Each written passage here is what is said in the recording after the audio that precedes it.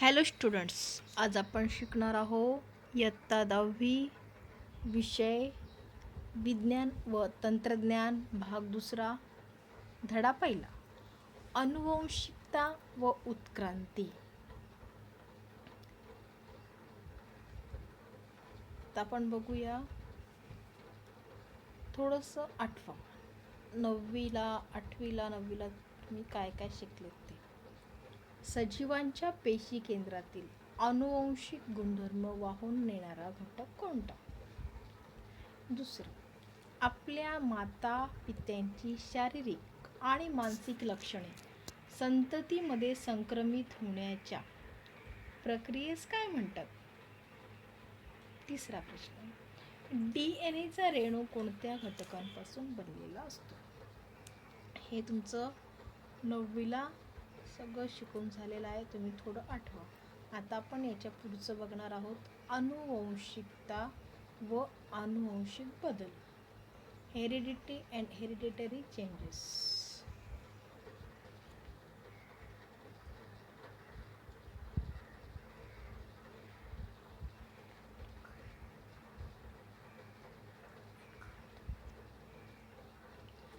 अनुवंशिकता व अनुवंशिक बदल. एका पिढीतील जैविक लक्षणे जनुकांद्वारे पुढच्या पिढीत संक्रमित होण्याची प्रक्रिया म्हणजे अनुवंशिकता. हे तुम्हाला ठाऊक आहे. आधुनिक अनुवंशिकीचा प्रारंभ ग्रेगर जोहान मेंडेल यांनी केला. त्यांनी 1886च्या सुमारास बराच कालावधी संशोधन करून अनुवंशिकतेबद्दलचे निष्कर्ष शोधून काढले. 1901 साली ह्युगो द व्हरीस यांच्या उत्परिवर्तन सिद्धांताने अचानक घडणाऱ्या बदलामागील कार्यकारणभाव समजला.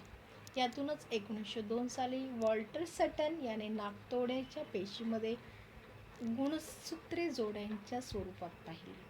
तोपर्यंत हे कोणालाही माहीत नव्हते. जनुकांचे वहन गुणसूत्रामार्फत होते हे सिद्ध झाल्यामुळे अनुवंशिक सामग्री ओळखण्याच्या दिशेने संशोधन सुरू झाले. यातूनच 1944 साली ओस्वाल्ड एव्हरी, मॅकलीन मॅककार्थी आणि कॉलिन मॅकलॉईड या त्रयींनी काही विषाणू वगळता सर्व सजीवांमध्ये DNA हीच अनुवंशिक सामग्री असते हे सिद्ध केले.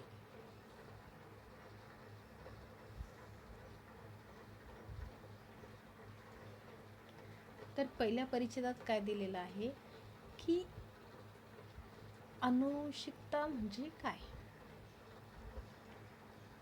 अनुवंशिकता म्हणजे एका पिढीतील जैविक लक्षणं जनुकांद्वारे पुढच्या पिढीत संक्रमित होण्याची प्रक्रिया म्हणजे अनुवंशिकता. आणि याचा प्रारंभ कोणी केला?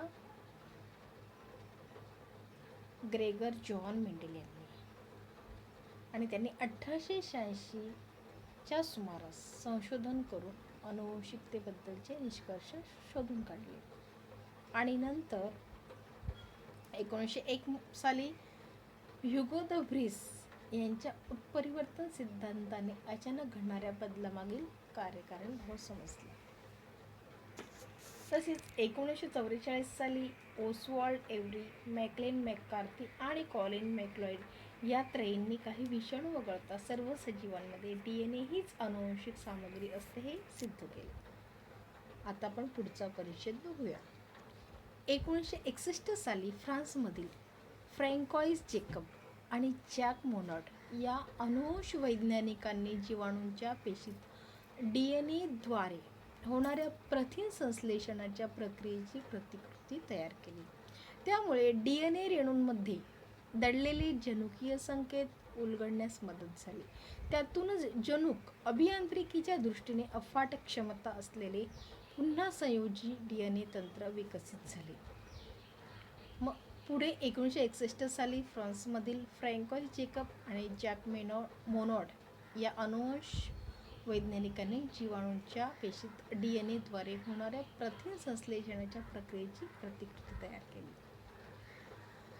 आता पुढे अनुवांशिक विकृतीचे निदान करण्यासाठी, प्रतिबंध करण्यासाठी, उपचार करण्यासाठी, तसेच प्राणी संकर व वनस्पती संकर करण्यासाठी आणि सूक्ष्मजीवांचा जेथे वापर होतो अशा औद्योगिक प्रक्रियांसाठी आज अनुवांशिकीचा उपयोग केला जातो.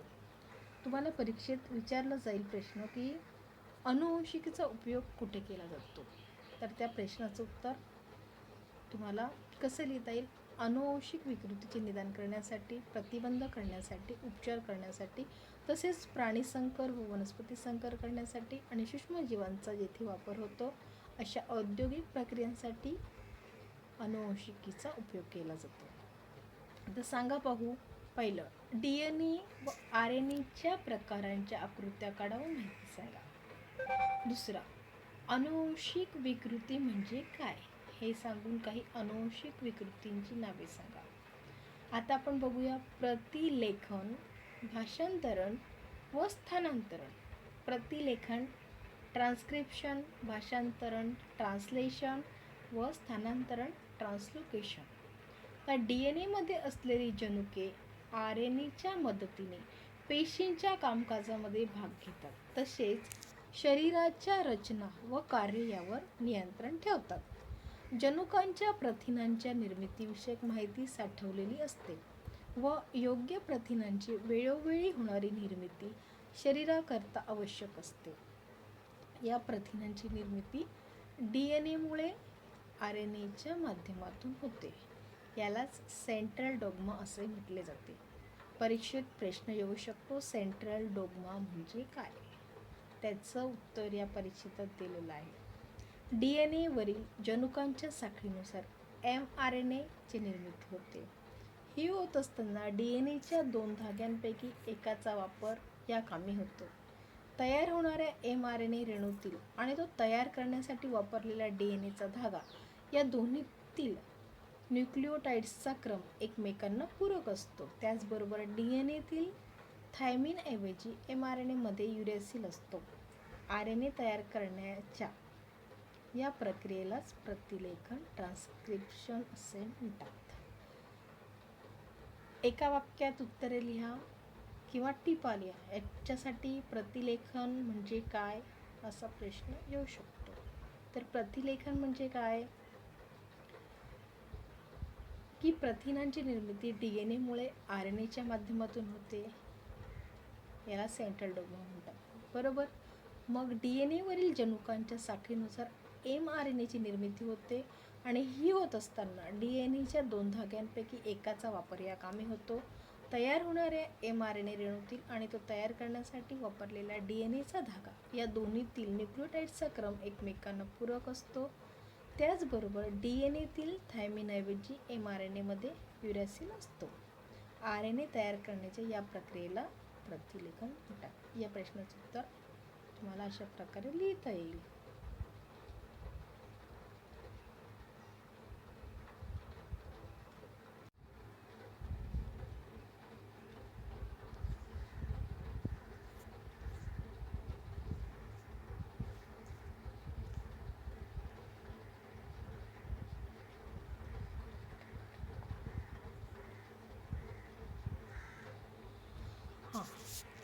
इथे तुम्हाला प्रतिलेखनची आकृती दिलेली आहे.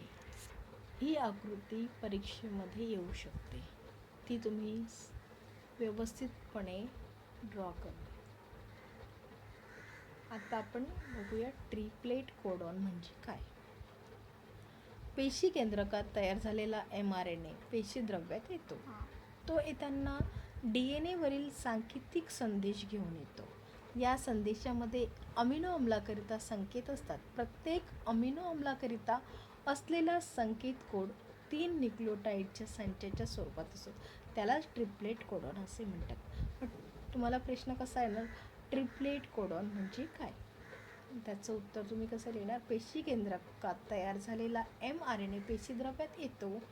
तो येताना DNA वरील सांकेतिक संदेश घेऊन येतो. या संदेशामध्ये अमिनो अम्लाकरिता संकेत असतात. प्रत्येक अमिनो अम्लाकरिता असलेला संकेत कोड 3 न्यूक्लिओटाइडच्या संचाच्या स्वरूपात असतो. त्याला ट्रिप्लेट कोडॉन असे म्हणतात. आता पुढे बघूया.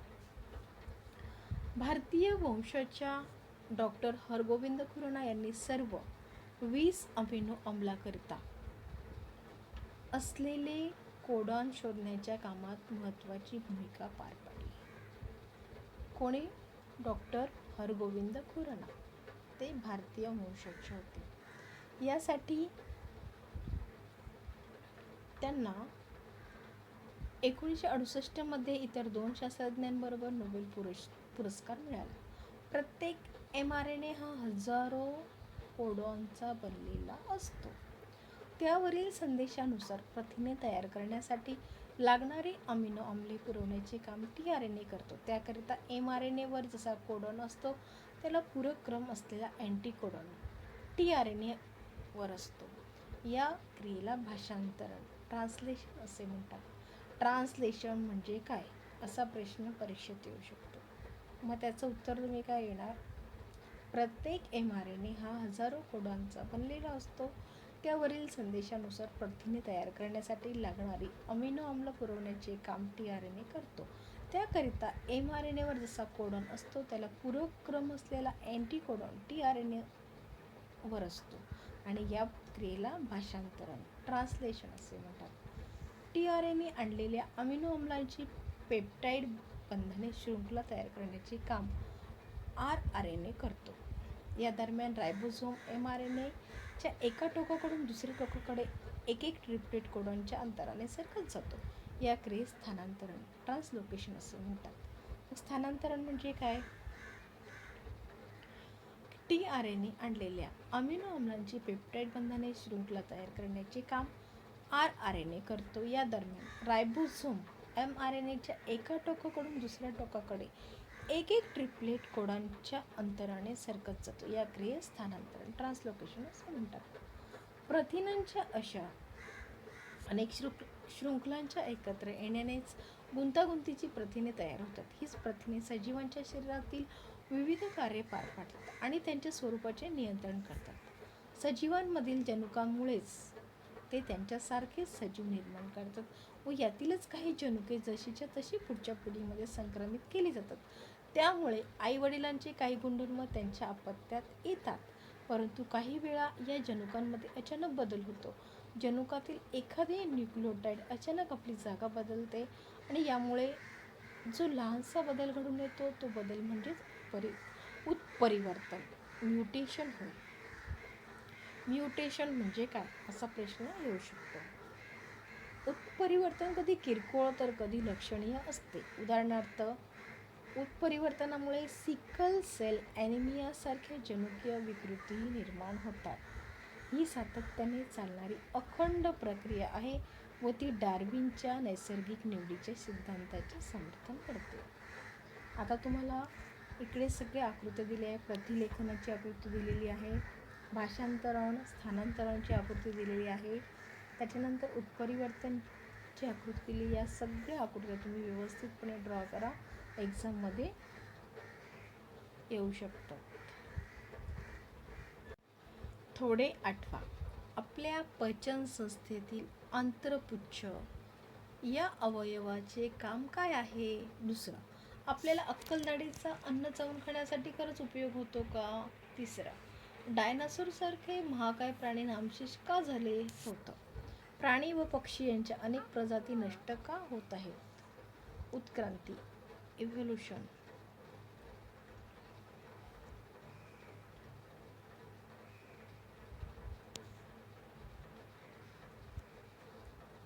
उत्क्रांती म्हणजे सजीवांमध्ये अत्यंत सावकाश होणारा क्रमिक बदल होय आणि ही प्रक्रिया अत्यंत सावकाश व जीवांचा विकास साधणारी असते. अंतराळातील ग्रहताऱ्यांपासून पृथ्वीवर असलेल्या जीवसृष्टीतील बदलांपर्यंतच्या अनेक टप्प्यांचा विचार उत्क्रांतीच्या अभ्यासामध्ये करणे आवश्यक ठरते. नैसर्गिक निवडीला प्रतिसाद म्हणून सजीवांच्या एखाद्या वर्गाच्या वैशिष्ट्यपूर्ण लक्षणांमध्ये अनेक पिढ्यांपर्यंत बदल घडण्याच्या ज्या प्रक्रियेमुळे अखेर नव्या जीवजाती निर्माण होतात ती प्रक्रिया म्हणजे उत्क्रांती. सुमारे 3.5 अब्ज वर्षापूर्वी पृथ्वीवर कोणत्याच प्रकारचे जीव अस्तित्वात नव्हते. सुरुवातीला अत्यंत साधीसुधी मूलद्रव्य असावीत आणि त्यापासून सेंद्रिय व असेंद्रिय प्रकारची साधीसुधी संयुगे तयार झाली असावीत. त्यापासून हळूहळू गुंतागुंतीची सेंद्रिय संयुगे जशी की प्रथिने आणि केंद्रक आम्ले तयार झाली असावीत. अशा निरनिराळ्या प्रकारच्या सेंद्रिय आणि असेंद्रिय पदार्थांच्या मिश्रणातून मूळ स्वरूपाच्या प्राचीन पेशी तयार झाल्या असाव्यात. आजूबाजूच्या रसायनांचे भक्षण करून त्यांची संख्या वाढू लागली असेल. पेशींमध्ये थोडेफार फरक असतील आणि नैसर्गिक निवडीच्या तत्वानुसार काही चांगली वाढ झाली असेल तर ते सजीव सभोवतालच्या परिस्थितीशी जुळवून घेऊ शकले नाहीत, त्यांचा नाश झाला असावा. आज मी तिला पृथ्वी तलावर वनस्पती व प्राण्यांच्या कोट्यवधी प्रजाती आहेत. त्यांच्यात आकार, जटिलता यांची विविधता आहे. प्राण्यांमध्ये सूक्ष्म एकपेशीय अमिबा, पॅरामेशियम पासून ते महाकाय देवमासा आणि मानव असा त्यांचा विस्तार आढळतो. वनस्पतींमध्ये एकपेशीय क्लोरेलापासून विस्तीर्ण वडाच्या झाडापर्यंत अनेकविध वनस्पतींच्या जाती पृथ्वीवर आढळतात. पृथ्वीवरील सर्व ठिकाणी विषुववृत्तापासून दोन्ही ध्रुवांपर्यंत सजीवांचे अस्तित्व आढळते. हवा, पाणी, जमीन, खडक अशा सर्व ठिकाणी सजीव आहेत. अतिप्राचीन काळापासून मानवाला या पृथ्वीवर जीवनाचा उगम कसा झाला व त्यात एवढी विविधता कुठून आली असावी याबाबत उत्सुकता आहे. सजीवांचा उगम व विकास याविषयीच्या विविध उपपत्ती आजवर मांडल्या गेल्या. यापैकी सजीवांची उत्क्रांती अथवा सजीवांचा क्रमविकास हा सिद्धांत सर्वसामान्य आहे.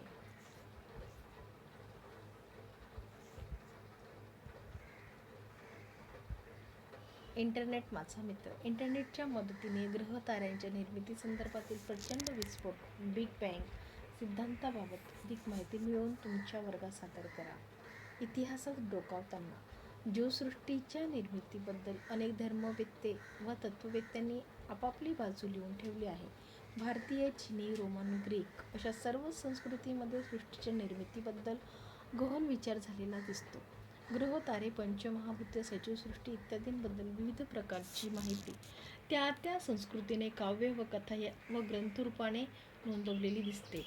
उत्क्रांतीचा सिद्धांत, थेअरी ऑफ इव्होल्यूशन.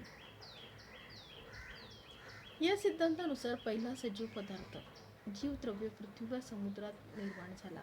काळाच्या ओघात हजारो वर्षांनंतर यापासून एकपेशीय सजीवाची निर्मिती झाली. या एकपेशीय सजीवात क्रमाक्रमाने बदल घडून आले व त्यापासून अधिक मोठे व अधिक जटिल सजीव विकसित झाले. हे सर्व बदल हळूहळू आणि क्रमाक्रमाने होत राहिले. या विकासाचा कालपट जवळजवळ 300 कोटी वर्षांचा आहे. सजीवातील बदल व विकास हा सर्वव्यापी, सर्व अंगांनी होत गेला व यातूनच अनेक प्रकारचे सजीव अस्तित्वात आले. यामुळेच या सर्व प्रक्रियेला क्रमविकास अथवा उत्क्रांती म्हटले जाते, जी संघटनात्मक उत्क्रांती आहे. भिन्न रचना व कार्य असलेल्या पूर्वजापासून वनस्पती व प्राण्यांचा प्रागतिक विकास म्हणजे उत्क्रांती होय. उत्क्रांती म्हणजे काय असा प्रश्न परीक्षा. उत्क्रांतीचे पुरावे, एव्हिडन्सेस ऑफ इव्होल्यूशन. वरील सिद्धांताचा एकत्रित विचार केल्यास आपण असे म्हणू शकतो की उत्क्रांती ही सातत्याने होत राहणाऱ्या बदलांची अखंड प्रक्रिया आहे, पण ते सिद्ध करण्यासाठी पुराव्याची गरज आहे. वरील सिद्धांताच्या पुष्ट्यर्थ अनेक पुरावे उपलब्ध आहेत. हे पुरावे पुढील प्रमाणे. बाह्यरूपीय पुरावे. कृती. पुढील चित्रांचे निरीक्षण करून वनस्पतींच्या चित्रात व प्राण्यांच्या चित्रात कोणते साम्य आढळतात यांची नोंद करा. प्राण्यांच्या तोंडाची रचना, डोळ्यांचे स्थान, नाकपुड्या तसेच कानांची रचना, अंगावरील दाट केस इत्यादी समान वैशिष्ट्ये प्राण्यात आढळतात. तर पानाचा आकार, शिराविन्यास, पर्णदेठ, पानाची रचना इत्यादी समान वैशिष्ट्ये वनस्पतीत आढळतात. यावरून हे सूचित होते की वरील गटात साम्य स्थळे आहेत. यामुळेच त्यांचा उगम समान आहे व ते एकाच पूर्वजापासून उत्क्रांत झाले असावेत हे सिद्ध होते. बाह्य रूपिकीय पुरावे. आता तुम्हाला वरच्या चित्रांमध्ये प्राणी, पण प्राण्यांच्या तोंडाची रचना, डोळ्यांचे स्थान, नाकपुड्या, कानांची रचना, अंगावरील दाट केस हे समान वैशिष्ट्य आपल्याला आढळत आहेत. आणि पानांमध्ये पानांचा आकार, शिराविन्यास, पर्णदेठ, पानांची रचना इत्यादी समान वैशिष्ट्ये आपल्याला आढळतात. यावरून आपल्याला काय सूचित होतं की हे सगळे प्राणी वनस्पती हे यांच्या गटामध्ये साम्य दिसतंय आपल्याला. म्हणजेच त्यांचा उगम समान आहे. ते एकाच पूर्वजापासून उत्क्रांत झाले असावेत हे यावरून सिद्ध होतं. आता शरीरशास्त्रीय पुरावे. ॲनाटॉमिकल एव्हिडन्सेस. शेजारील चित्रांचे काळजीपूर्वक निरीक्षण केल्यास शेजारी आकृत्या दिलेल्या आहेत. मानवाचा हात, मांजरीचा पाय, वटवाघळाचा चर्म, पर, देवमाशाचा पर, अस्थिमय रचना दिलेली. तर शेजारील चित्रांचे काळजीपूर्वक निरीक्षण केल्यास मानवी हात, मांजरीचा पाय, वटवाघळाचा पंख व देवमाशाचा पर यात वरवर पाहता कोणतेही साम्य नाही.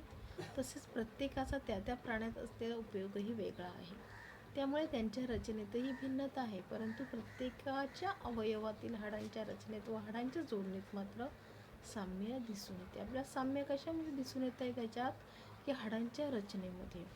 हे साम्य त्यांचे पूर्वज समान असावेत याकडे निर्देश करते. यावरून आपल्याला काय समजतं की त्यांचे पूर्वज हे समान असावेत. आता सांगा पाहू. पहिलं, सजीवांच्या शरीरात विविध अवयव कोणते आहेत? दुसरं, शरीरातील प्रत्येक अवयव त्यास उपयोगी पडतो का? जोड माहिती संप्रेषण तज्ञाची. भूशास्त्रीय कालगणना मापनाबद्दलची माहिती मिळवा व वर्गात सादर करा.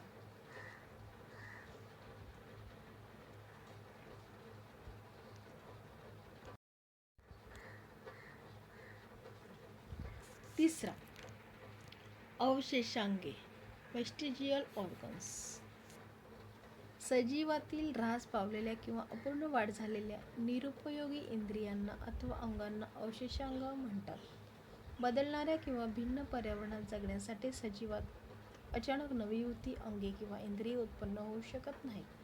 तर अस्तित्वात असलेल्याच इंद्रियात क्रमाक्रमाने बदल घडून येतात. बहुतांशी एका विशिष्ट परिस्थितीत शरीरातील एखादी रचना उपयुक्त असते, परंतु भिन्न परिस्थितीत ती निरुपयोगी किंवा हानिकारक ठरते. अशा परिस्थितीत नैसर्गिक निवडीच्या प्रक्रियेने अशी इंद्रिय नाहीशी होण्याच्या मार्गाला लागतात. एखादी निरुपयोगी इंद्रिय नाहीशी होण्यासाठी हजारो वर्षे लागतात. या नाहीशा होत जाणाऱ्या इंद्रियांच्या वेगवेगळ्या अवस्था निरनिराळ्या प्राण्यांच्या शरीरात दिसतात. एखाद्या सजीवातील असा अवयव त्या सजीवात जरी काही कार्य करत नसला तरी दुसऱ्या सजीवात मात्र तो अवयव कार्य करत असतो. म्हणजे दुसऱ्या सजीवासाठी ते अवशेषांग नसते. मानवाला निरुपयोगी असणारे आंत्रपुच्छ हे रवंथ करणाऱ्या प्राण्यांसाठी एक उपयुक्त कार्यक्षम अवयव आहे. याचप्रमाणे मानवाला निरुपयोगी असणारे कानांचे स्नायू माकडांमध्ये मात्र कान हलवण्याकरता उपयुक्त आहेत. माकड हाड, अक्कल दाढा, अंगावरील केस इत्यादी अवशेषांगे मानवाच्या शरीरात दिसून येतात. आता बाजूला आंत्रपुच्छाची आकृती दिलेली आहे, ती तुम्ही नीट बघा आणि ड्रॉ करा. कानाचे स्नायू, अक्कल दाढा आणि माकड हाड, अवशेषांग, ह्या सर्व अवशेषांगाच्या आकृत्या तुम्ही ड्रॉ करा. खालील चित्रांचं पण निरीक्षण करा. आता चौथं, पुराजीव विषयक पुरावे. जीवाश्म विज्ञान. पॅलेंटॉलॉजिकल एव्हिडन्सेस. तुम्हाला असा प्रश्न पडेल की काही कोट्यवधी वर्षापूर्वी कोणते जीव अस्तित्वात होते ते आता कसे सांगता येईल? याचे रहस्य पृथ्वीच्या उदरात दडलेले आहे. पूर, भूकंप, ज्वालामुखी इत्यादी सारख्या आपत्तीमुळे मोठ्या प्रमाणावर सजीव गाडले जातात. या जीवांचे अवशेष व ठसे जमिनीखाली सुरक्षित राहतात. यांना जीवाश्म म्हणतात. समजलं जीवाश्म म्हणजे काय? पूर, भूकंप, ज्वालामुखी इत्यादी सारख्या आपत्तीमुळे मोठ्या प्रमाणावर सजीव गाडले जातात. या जीवांचे अवशेष व ठसे जमिनीखाली सुरक्षित राहतात. यांना जीवाश्म, फॉसिल्स म्हणतात. जीवाश्मांचा अभ्यास हे उत्क्रांतीच्या अभ्यासाचे एक महत्त्वाचे अंग आहे, हे लक्षात ठेवा. जेव्हा प्राणी अथवा वनस्पती मृत पावतात तेव्हा त्यांचे कार्बन ग्रहण करणे थांबते व त्या क्षणापासून त्यांच्या शरीरातील C14चा ऱ्हास ही एकच प्रक्रिया सतत चालू राहते. C12 हा किरणोत्सारी नसल्याने मृत वनस्पती किंवा प्राणी यांच्यातील C14 आणि C12 यांचे गुणोत्तर स्थिर न राहता सतत बदलत असते. एखादी वनस्पती किंवा प्राणी मृत झाल्यानंतरचा काळ त्यांच्यातील C14 ची सक्रियता व C14 व C12 ची गुणोत्तर काढून कालमापन करता येते. यालाच कार्बनी वयमापन कार्बन डेटिंग असे म्हणतात. याचा उपयोग पुरातन अवशेषशास्त्र व मानवशास्त्रामध्ये मानवी अवशेष अथवा जीवाश्म व हस्तलिखिते यांचा काल ठरवण्यासाठी होतो. अशा प्रकारच्या तंत्राद्वारे जीवाश्मांची कालनिश्चिती केली की त्यांना कालमापनानुसार एका कोष्टकात बसवून त्या काळी असलेल्या सजीवांबद्दल माहिती मिळवणे सोपे जाते. यानुसार अपृष्ठवंशीय प्राण्यांपासून हळूहळू पृष्ठवंशी प्राण्यांचा उद्भव झालेला दिसतो. आता खालील आकृतीत भूस्तर रचना व जीवाश्म भूस्तर रचना व जीवाश्म दिलेला आहे. परिचय शास्त्रज्ञांचा. कार्बनी वयमापन पद्धत ही नैसर्गिक कार्बन C14 च्या किरणोत्सर्गी क्षयावर आधारलेली असून विलार्ड लिबी यांनी 1956 मध्ये विकसित केली. यासाठीच लिबी यांना 1960 चे रसायनशास्त्रातील नोबेल पारितोषिक देण्यात आले. या पद्धतीने काढलेली विविध पदार्थांची वये रेडिओकार्बन नावाच्या शोधपत्रिकेत प्रसिद्ध करण्यात आली. निरीक्षण करा आणि चर्चा करा. खालील चित्रांचे निरीक्षण करून दिसून आलेल्या वैशिष्ट्यांची चर्चा करा. अशा प्रकारचे इतर काही प्राण्यांची माहिती तुमच्या शिक्षकांकडून मिळवा. इंटरनेटच्या माध्यमातून चित्रे किंवा व्हिडिओंचा संग्रह करा. खाली दिलेला आहे आकृती डकबिल, प्लॅटिपस, लंगफिश, पेरिपॅटस. या आकृत्या तुम्ही व्यवस्थितपणे ड्रॉ करा. आणि 1.8 ही आकृती भूस्तर रचना व जीवाश्म ही पण आकृती व्यवस्थित ड्रॉ करा.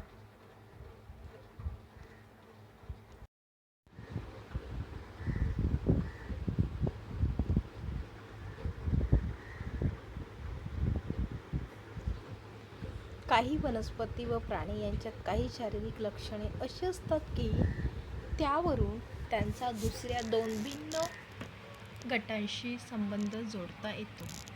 म्हणून त्यांना जोडणारे दुवे असे म्हणतात. उदाहरणार्थ पेरिपॅटस या प्राण्यामध्ये वलयी प्राण्यांप्रमाणे खंडीभूत अंग, पातळ उपचर्म व पार्श्वपादासारखे अवयव दिसून येतात. तसेच या प्राण्यांमध्ये संधिपात प्राण्यांप्रमाणे श्वासनलिका व खुली रक्ताभिसरण संस्था आढळते. यावरून पेरिपॅटस हा ॲनेलिडा व संधिपात प्राणी या दोघांना जोडणारा दुवा आहे.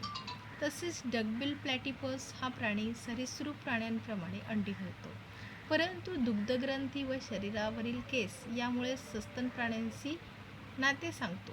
लंगफिश हा जरी मत्स्य असला तरी फुफ्फुसाद्वारे शोषण करतो.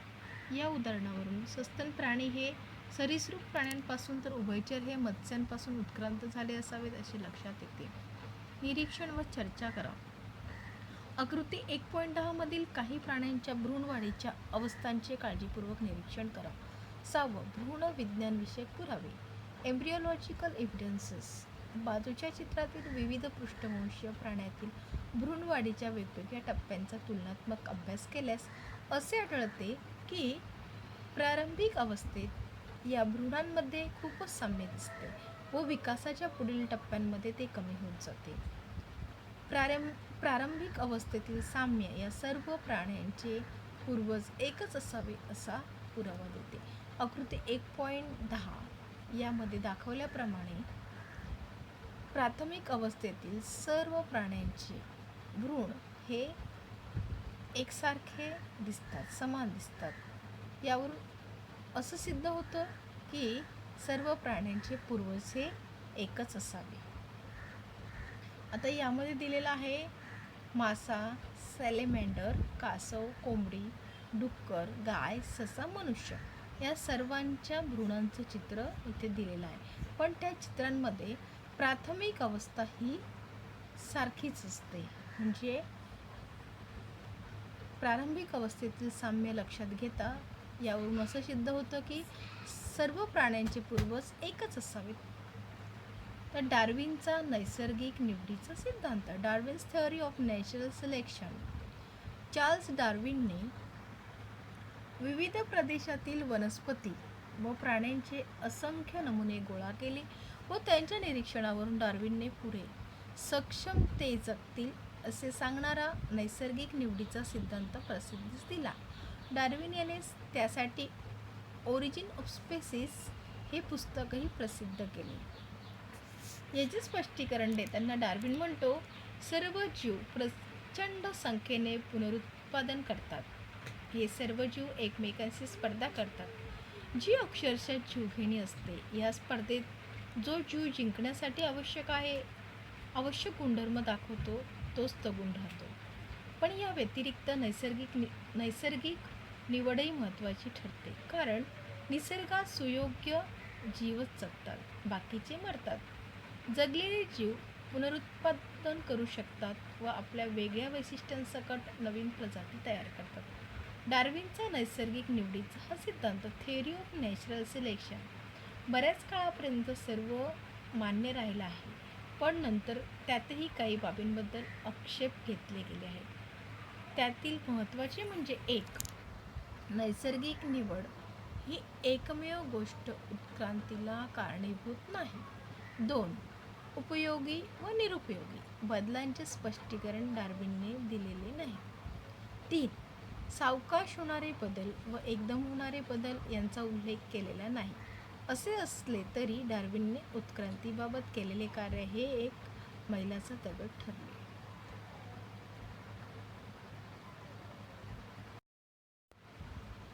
परिचय शास्त्रज्ञांचा. चार्ल्स रॉबर्ट डार्विन 1809 ते 1882 या इंग्लिश जीवशास्त्रज्ञाने उत्क्रांतीचा सिद्धांत मांडला.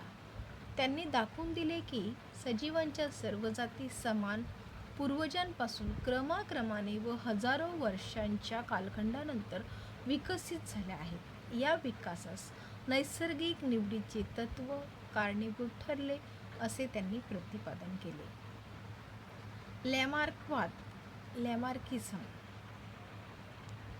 उत्क्रांती होत असताना सजीवांच्या शरीर रचनेत बदल होतात व या बदलामागे त्या जीवाने केलेला प्रयत्न वा केलेला आळस कारणीभूत असतो, असा सिद्धांत जीन बाप्टिस्ट लॅमार्क यांनी मांडला. याला त्यांनी इंद्रियाचा वापर व न वापरांचा सिद्धांत असे म्हटले, use or disuse of organs.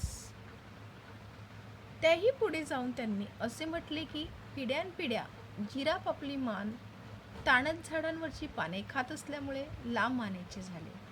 तसेच लोहाराचे खांदे घणाचे घाव घालून बळकट झाले. शहामृग, इमू इत्यादी पक्ष्यांचे पंख न वापरल्यामुळे कमकुवत झाले. हंस, बदकाचे पाय पाण्यात राहून पोहण्यायोग्य झाले अथवा सापाने बिळात जाण्यायोग्य शरीररचना करताना आपले पाय गमावले. ही सर्व उदाहरणे मिळवलेली वैशिष्ट्य एक्वायर्ड कॅरेक्टर्स अशा स्वरूपाची असून ती एका पिढीकडून दुसऱ्या पिढीकडे संक्रमित होतात. हाच तो मिळवलेल्या बदलांच्या संक्रमणाचा सिद्धांत, theory of inheritance of acquired characters किंवा लॅमार्कवाद होय. परिचय शास्त्रज्ञांचा. जीन बाप्टिस्ट लॅमार्क 1744 ते 1829. उत्क्रांती मागे त्या जीवाचे प्रयत्न कारणीभूत असतात असा विचार लॅमार्क यांनी मांडला. या फ्रेंच निसर्गशास्त्रज्ञाने असे सुचवले की प्रत्येक प्राणी अथवा वनस्पती आपल्या आयुष्यादरम्यान बदलत असते व तिच्या पुढच्या पिढीकडे हे बदल पोहोचवले जातात आणि पुढील प्रत्येक पिढीमध्येही असे बदल घडतात. आता खाली आकृती 1.11 यामध्ये जिराफाची आकृती दिलेली आहे. वरील परिच्छेदात जिराफाचं उदाहरण दिलेलं आहे की जिराफ पानं खाण्यासाठी आपली मान उंचावत असतो, त्यामुळे त्याची मान काय झालेली आहे, लांब झालेली आहे. विशिष्ट स्वरूपातील प्रयत्नांमुळे शरीरांगाचा विकास अथवा प्रयत्न न केल्याने होणारा ऱ्हास मान्य झाला, पण त्याचे पिढी दर पिढी संक्रमण अमान्य झाले, कारण स्वतःमध्ये घडून आणलेले बदल नव्या पिढीकडे दिले जात नाहीत.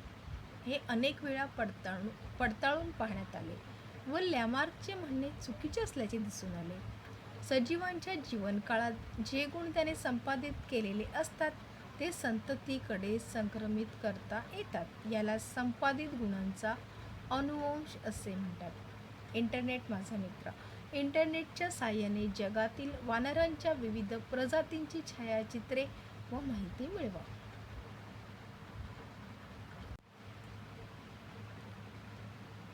जाती उद्भव, स्पेशिएशन. प्राणी व वनस्पती यांच्यातील विविध जातींचा उद्भव हा उत्क्रांतीचाच परिणाम आहे. नैसर्गिक फलनाद्वारे फलनक्षम संतती निर्माण करू शकणाऱ्या सजीवांच्या गटास जाती, स्पेसीज असे म्हणतात. प्रत्येक जाती विशिष्ट भौगोलिक स्थितीत वाढते. त्याचा आहार, विहार, फलनक्षमता, समागम काळ इत्यादी भिन्न असतो. त्यामुळेच जातीची वैशिष्ट्य टिकून राहतात. पण एका जातीतून दुसरी नवीन जात निर्माण होण्यास जनुकीय बदल कारणीभूत असतो. तसेच भौगोलिक वा पुनरुत्पादनीय बदल कारणीभूत असतो. तसेच सजीवांचे भौगोलिक वा पुनरुत्पादनीय अलगीकरण झाल्यासही कालांतराने जाती उद्भव, स्पेशिएशन होतो. तर मानवी उत्क्रांती, ह्युमन इव्होल्यूशन. उत्क्रांतीमुळे अत्यंत साध्या एकपेशीय सजीवांपासून आज अज्ञात असलेल्या जैववैविध्याची जडणघडण झालेली दिसते. यातील मानववंशाची सुरुवात थोडक्यात पुढील चित्राप्रमाणे देता येईल. सुमारे 7 कोटी वर्षापूर्वी अखेरचे डायनासोर नाहीसे झाले. तेव्हा माकडासारखे प्राणी त्यांच्याहूनही प्राचीन अशा थोड्याफार आजच्या आधुनिक लेम्यूरप्रमाणे दिसणाऱ्या प्राण्यांपासून विकसित झाले असावेत. 4 कोटी वर्षापूर्वी आफ्रिकेतील या माकडांसारख्या प्राण्यांच्या शेपट्या नाहीशा झाल्या. त्यांच्या मेंदूचा आकार मोठा होऊन त्यांचा विकास झाला. हाताच्या पंजात सुधारणा झाली आणि ते एपसारखे प्राणी झाले. कालांतराने हे सुरुवातीचे एपसारखे कपी प्राणी दक्षिण आणि आग्नेय आशियात पोचले आणि अखेर गिबन आणि ओरँग उटानमध्ये त्यांचे रूपांतर झाले.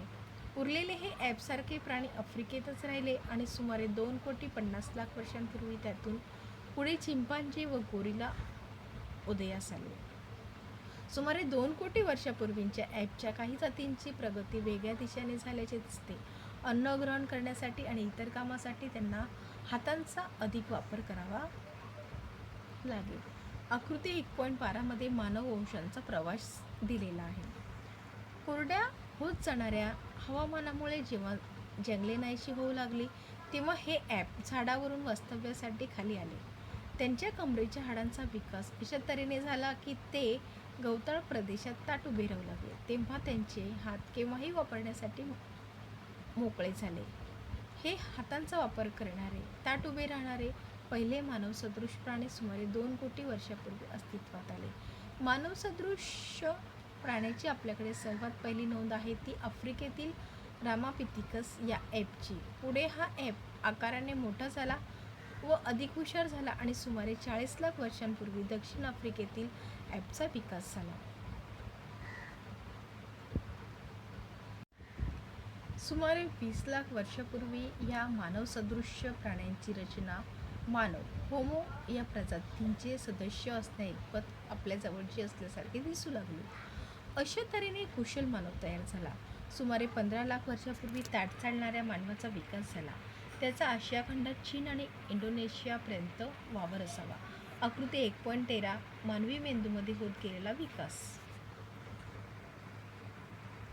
जवळजवळ 1 लाख वर्षांपर्यंत ताठ चालणाऱ्या माणसाचा मेंदू मोठा होण्याच्या दिशेने त्याची प्रगती होतच राहिली आणि त्याला अग्नीच्या वापराचा शोध लागला. सुमारे 50,000 वर्षापूर्वी आजच्या मानवाचा मेंदू पुरेसा विकसित झालेला होता आणि बुद्धिमान मानव होमोसॅपियन या वर्गाचा सदस्य मानण्यायोग्य झाला होता. निअँडरथॉल मानव हे बुद्धिमान मानव या वर्गातील पहिले उदाहरण मानता येईल. सुमारे 50,000 वर्षापूर्वी क्रो मॅग्नन मानव अस्तित्वात आला आणि त्यानंतर मात्र ही प्रगती पूर्वीपेक्षा खूपच झपाट्याने होत राहिली. सुमारे 10,000 वर्षापूर्वी बुद्धिमान मानव शेती करू लागला, जनावरांचे कळप बाळगू लागला, त्याने वसाहती वसवल्या. मग संस्कृतीचा विकास झाला. सुमारे 5,000 वर्षापूर्वी लिहिण्याच्या कलेचा शोध लागला आणि इतिहासाची सुरुवात झाली. सुमारे 400 वर्षापूर्वी आजच्या आधुनिक शास्त्रांचा उदय झाला आणि 200 वर्षापूर्वी औद्योगिकरणाची सुरुवात झाली. आता आपण इथपर्यंत आलो आहोत, तरीही अजून मानववंशाच्या मुळांच्या तपशिलांचा शोध घेतच आहोत. आता या धड्याची प्रश्न उत्तरे विद्यार्थ्यांना तुम्ही लिहायची आणि पाठ करायची. या धड्यातील सर्व आकृत्या व्यवस्थितपणे ड्रॉ करायच्या आणि हा व्हिडिओ जास्तीत जास्त तुमच्या मित्रमैत्रिणींपर्यंत पोहोचवा. व्हॉट्सअपवरून फॉरवर्ड करा, सेंड करा आणि माझ्या व्हिडिओला लाईक करा, शेअर करा.